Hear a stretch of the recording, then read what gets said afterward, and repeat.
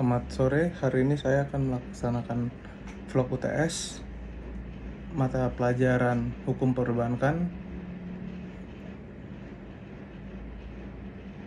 Saya akan membahas tentang kegiatan pelajaran atau modul 8, yaitu perusahaan pembiayaan, leasing atau multi-finance.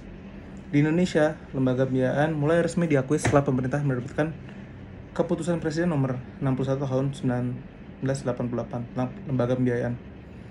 Kemudian hal tersebut dirubah dan ditindaklanjuti sesuai dengan keputusan Menteri Keuangan Republik Indonesia nomor 1251 KMK 013 1988 tentang ketentuan dan tata cara pelaksanaan lembaga pembiayaan yang telah diubah, yang hingga saat ini kita menggunakan keputusan Menteri Keuangan Republik Indonesia nomor 448 KMK 017 tentang perusahaan pembiayaan. Yang dimaksud dengan lembaga pembiayaan menurut pasal 1 butir 2 Kepres, yaitu lembaga pembiayaan merupakan badan usaha yang melakukan kegiatan pembiayaan dalam bentuk penyediaan dana atau barang modal dengan tidak menarik dana secara langsung dari masyarakat. Nah, dalam peraturan tersebut ditegaskan mengenai kegiatan usaha dari lembaga pembiayaan. Itu terdapat yang pertama ada sewa guna usaha atau leasing.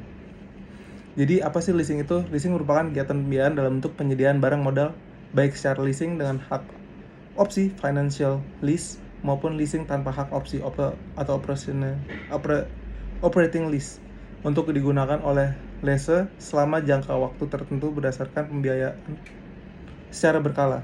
Dalam setiap transaksi leasing melibatkan 3 pihak utama, yaitu ada pihak lessor, lessee, dan supplier. Lessor sendiri yaitu dari perusahaan leasing yang memiliki hak pemilikan atas barang dan modal. Perusahaan leasing menyediakan dana kepada pihak yang membutuhkan. Dalam usaha pengadaan barang modal, biasanya perusahaan leasing berhubungan langsung dengan pihak penjual atau supplier dan telah melunasi barang modal tersebut.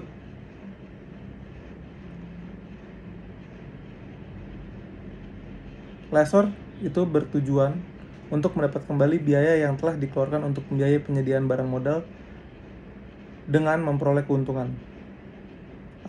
keuntungan dari penyediaan barang modal dan pemberian jasa pemeliharaan serta pengoperasian barang modal. Pihak lessee merupakan perusahaan atau pengguna barang modal yang dapat memiliki hak opsi pada akhir kontrak leasing. Lessee yang memerlukan barang modal berhubungan langsung dengan lessor yang telah membiayai barang modal dan bersatu sebagai pemilik barang modal tersebut. Barang modal yang dibiayai oleh lessor tersebut kemudian diserahkan penguasaannya kepada dan untuk digunakan oleh lessee dalam menjalankan usahanya. Dan yang terakhir, pihak supplier merupakan penjual barang modal yang menjadi objek leasing. Harga barang modal tersebut dibayar tunai oleh lessor kepada supplier untuk kepentingan lessee. Pihak supplier dapat berstatus perusahaan barang modal atau pihak penjual biasa. Ditinjau dari pihak lessee, leasing itu dapat dibedakan menjadi 2. Yang pertama ada capital lease atau financial lease, di mana kegiatan sewa guna usaha di mana penyewa guna usaha pada akhir masa kontrak mempunyai hak opsi untuk membeli objek sewa guna usaha berdasarkan nilai sisa yang disepakati bersama. Yang tergolong capital lease jika memenuhi salah satu ketentuan berikut: adanya pemindahan hak milik atas aktiva yang disewakan kepada penyewa, mengandung perjanjian yang memberi hak kepada penyewa untuk membeli aktiva yang disewa sesuai dengan harga yang telah disepakati. Yang ketiga ada jangka waktu lease ialah sama atau lebih besar dari 75% taksiran umur ekonomis aktiva yang disewakan. Yang terakhir ada nilai tunai atau present value dari uang sewa dan pembayaran sewa minimum lainnya sama atau lebih besar dari 90% harga pasar aktiva yang disewakan.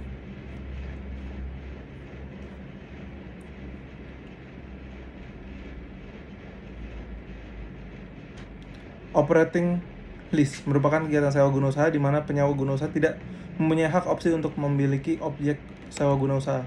Jenis leasing ini dapat disebut leasing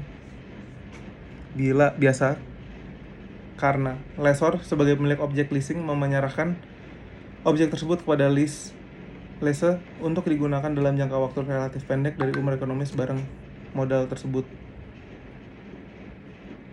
Lessor atas penggunaan barang modal tersebut membayar sejumlah sewa secara berkala kepada lessor yang jumlahnya tidak meliputi jumlah keseluruhan biaya perolehan barang tersebut beserta bunganya. Juga biasa dengan sebutan non-full payout lease. Lessor menanggung segala risiko ekonomis dan pemeliharaan atas barang-barang tersebut. Lessor pada akhir kontrak harus mengembalikan objek lease kepada lessor. Lessor dapat membatalkan perjanjian kontrak leasing sewaktu-waktu atau cancelable. Selain kedua bentuk leasing di atas, terdapat juga derivatif dari kedua leasing tersebut, yakni sell and leaseback, direct finance lease, syndicated lease, leverage lease, cross border lease, net lease, net lease, full service lease, big ticket lease, captive lease, third party leasing, yang terakhir wrap lease, straight payable lease, seasonal lease, dan return on investment lease. Secara singkat, sell and leaseback itu jual dan sewa kembali. Dalam transaksi lease, lessor membeli terlebih dahulu barang modal atas namanya sendiri, kemudian barang modal tersebut dijual kepada lessor dan selanjutnya oleh lessor disewa kembali dan lessor untuk digunakan kembali bagi keperluan usahanya dalam bentuk kontrak leasing. Biasanya ini bentuknya financial lease. Kalau direct finance lease, sewa guna usaha langsung.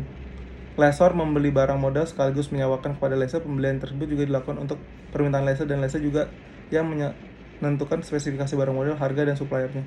Dengan kata lain, lessor berhubungan langsung dengan supplier dan lessor membiayai kebutuhan barang modal tersebut untuk kepentingan lessor. Syndicated lease itu sewa guna usaha yang disindikasi. Itu lessor tidak sanggup membiayai sendiri keperluan barang dan modal yang dibutuhkan dalam pelaksanaan salah satu leasing company, bertindak sebagai koordinator of leasing companies untuk menghadapi lessor dan juga pihak supplier. Kalau leverage lease sendiri itu pihak yang memberikan pembiayaan di samping lessor juga pihak ketiga. Pihak ketiga ini sebelum disebut credit provider atau debt participant. Kalau cross border lease itu merupakan leasing dengan pihak lessor dan pihak lessor berada dalam dua negara yang berbeda. Net lease itu salah satu bentuk dari financial leasing, di mana lessor menanggung resiko dan bertanggung jawab atas pemeliharaan barang dan membayar pajak asuransinya. Net lease merupakan bentuk financial leasing, di mana lessor tidak hanya menanggung resiko dan bertanggung jawab atas pemeliharaan barang dan membayar pajak saja, bahkan lessor juga harus mengembalikan barang kepada lessor dalam kondisi dan nilai seperti pada saat semula perjanjian leasing. Full service lease merupakan leasing dengan nama pihak lessor bertanggung jawab atas pemeliharaan barang, membayar asuransi dan pajak.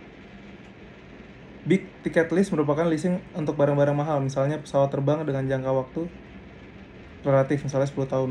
Captive leasing merupakan leasing ditawarkan oleh lessor kepada langganan tertentu yang telah berlebih dahulu ada hubungannya dengan lessor. Third party leasing merupakan kebalikan dari captive leasing. Pihak lessor bebas menawarkan leasing kepada siapa saja. Wrap lease merupakan jenis leasing yang biasanya pihak lessor tidak mau mengambil resiko sehingga jangka waktu lebih singkat dari biasanya. Yang kedua ada perdagangan surat berharga, perusahaan sekuritas, ketiga anak piutang, factoring, keempat usaha kartu kredit, dan yang kelima pembiayaan konsumen. Demikian UTS-nya.